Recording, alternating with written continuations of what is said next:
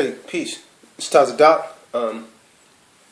Taz for short, from your best body ever. And today I'm going to tell you basically how you could actually get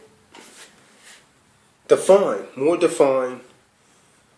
definition, and lose body fat, pretty much. And to do that, I'm going to tell you that why diets actually fail and why my plan and my program will not.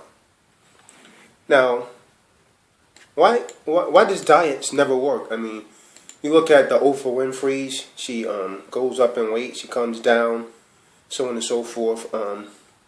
So the first part that I want to cover with you is why diets never work. And if you want information on how to eat right, how to change your life and not go on diets, but how to actually eat properly and change your entire lifestyle, subscribe to this channel. Tell a friend. You will get vital information from this channel. I'm going to release information that I just kept actually to myself over the years of studying, like being a personal trainer, working out with bodybuilders, and my MMA training. I've actually combined it all into one, and I could show you what works and what does not. So what you're going to learn is why most people struggle to lose weight and keep it off in the long term. So you'll also realize why most diets are fundamentally flawed and doomed to fail before they're actually even started. It all takes, all it really takes is a basic understanding of the your metabolism, your hormones, and your body's remarkable protective mechanism known as what I like to refer to as the starvation response. So, in videos to come, if not in this one, you're going to discover 6 strategies that actually guarantee you'll actually burn off fat forever without starving yourself or giving up some of your favorite foods. Now, all of these strategies are actually built right into the foundation of my program. Now, by following the training and eating plans that I give you in my videos, or if you're in the Raleigh, Cary, or Durham area, I'm no longer in New York. I'm down south right now. So if you're in that area, hey, then I could actually train you personally. Just send me an email to yourbestbodyever@gmail.com. Hey, and we could get started on a program that would change your body and change your life. Not just making some New Year resolution, but effectively changing your health, your body, and your overall life. So all of these strategies are actually built into the foundation of my program. And by following my training and my eating plans that I would actually give you, you'll automatically be using every one of the strategies and actually setting yourself up to succeed and not fail, as most fad diets actually do. Now, by definition, a diet is temporarily unsuitable restriction of foods or calories. Most popular weight loss diets call for very low calories, usually 800 to about 1200 per day or less for women, and about 1500 to 1800 per day or less for men. Is not uncommon at all. So when you cut calories to these extremes, you will lose weight, at least for a little while, but there's a great big but in there. There are 2 major problems with that approach that I've discovered over the years, and many of the professional trained bodybuilders have actually discovered over the years. The first is that restrictive low-calorie diets are almost impossible to follow for very long, and so the weight loss never lasts. It never lasts. Oprah Winfrey is a prime example. So, according to research, the National Weight Control Registry, 95% of the people who actually lose weight on these conventional diet programs eventually regain it. They regain it all. And the second part of the problem, that most people neglect proper training while dieting. So much of the weight that they lose is actually lean body mass, not fat. And you don't want that.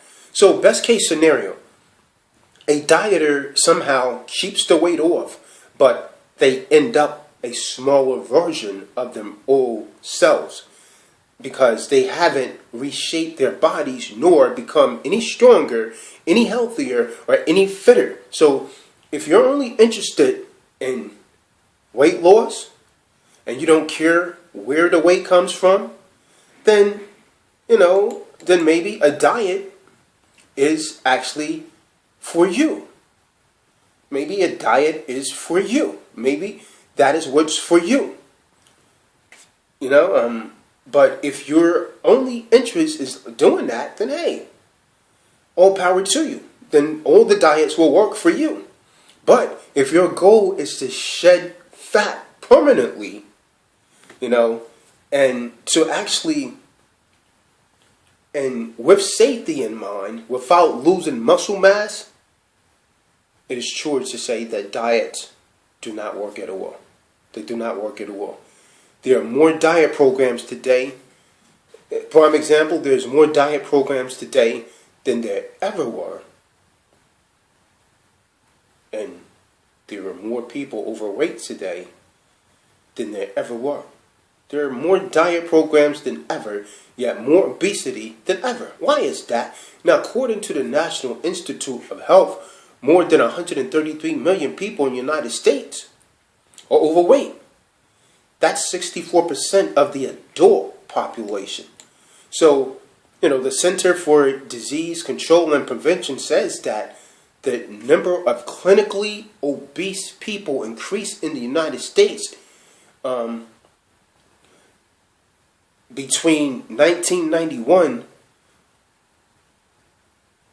and 1999 from, 1 in every 8 in 1991 to 1 in every 5 by 1999. And today, 63 million, or 1 in every 3 adults, 1 in every 3 adults are clinically obese. So that means at least 30 pounds overweight. That's 1 in every 3. 1 in every 3 people that you cut off, that you chunk off, if you walk into a Walmart, is approximately about 30 pounds overweight, weighing more than what they should, carrying around excess body fat. So you see diet ads everywhere proclaiming that they're actually the holy grail of weight loss, that some new formula actually has been found, but the statistics don't lie. So the way that most people are dieting for weight loss does not work. And there are scientific reasons why. And I can teach you why. The calorie math does not add up. So the law of energy balance says that if you eat fewer calories, then you will burn. You will lose weight. If you eat fewer calories than you burn, you will lose weight. There are 3,500 calories in a pound of stored body fat. If you cut 1,000 calories per day from your daily maintenance level, it adds up to about 7,000 calorie deficit in 1 week. And on paper, should produce weight loss of 2 pounds every week. Simple math, right? No, not exactly. It's deeper than that. It's a little more complicated than that. See, when you introduce a calorie deficit at the start of a diet, you'll lose weight. But it doesn't take long before the weight loss slows down and sometimes stops completely. Why is that, Taz? Why is that? Why does this happen?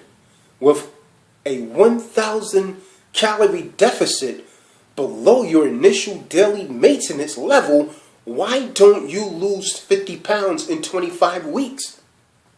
Why? Or 100 pounds in 50 weeks? And the answer is very simplistic.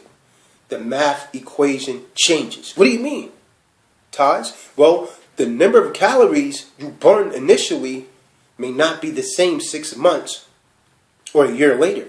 So in order to get this understanding, or in order to understand what I'm saying, In other words, energy balance is dynamic.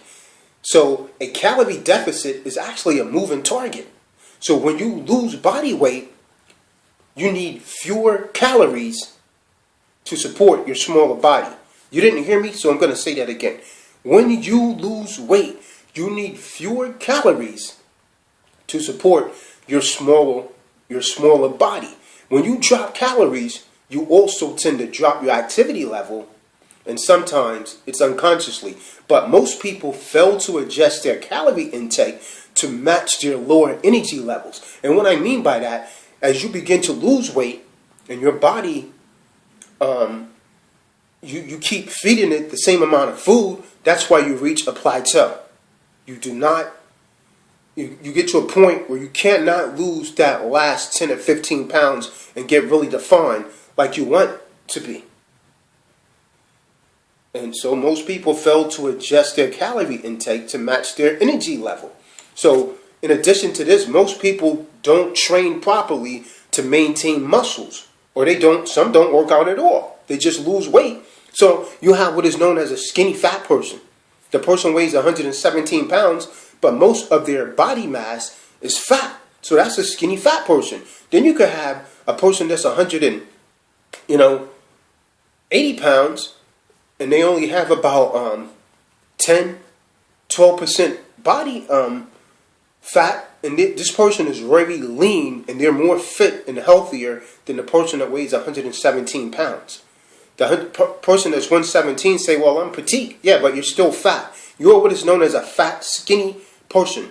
And people that work out, and people that train, and people that's in the bodybuilding understand exactly what I'm saying.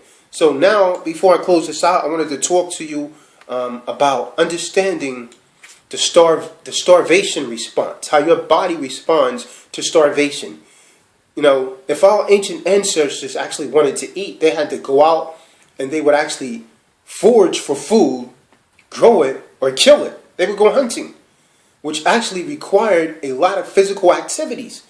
Something that modern humans really don't do. You just go to the supermarket, some of you pop it in a microwave, and you eat it. But the ancient humans may not have even known when their next meal was going to come in. But whenever you desire something, you go and get this GMO food. So during these lean times of our ancient ancestors, they may have eaten substantial meals only after their successful hunts. Do you understand? So scientists theorize that these adaptive mechanisms, collectively known as the starvation response, develop to actually ensure survival of our species. So, in other words, when the body starts to feel like you're starving it, it goes into what's known as a starvation mode if you don't feed your body at a certain time. So you could actually survive a long time without food. Now, you may have heard stories about people that was actually in the wilderness for weeks with no food, or confined in a prison as a prisoner of war camp for years with little food. Now, there are case studies of lean individuals on hunger strikes surviving up to about 2 months without food, and obese individuals surviving up to 200 days or longer without eating. Two things make it possible to survive so long under starvation and semi-starvation condition. What are those two things? One, your body can easily and efficiently store energy as fat. Your body can easily and efficiently store energy as fat. Storing this energy as fat when food is plentiful as insurance against this future shortage of food. And the next thing is your body can actually decrease energy expenditure and increase food-seeking behavior when the body fat stores are running low and food is scarce. So your body can't tell the difference between dieting and starvation.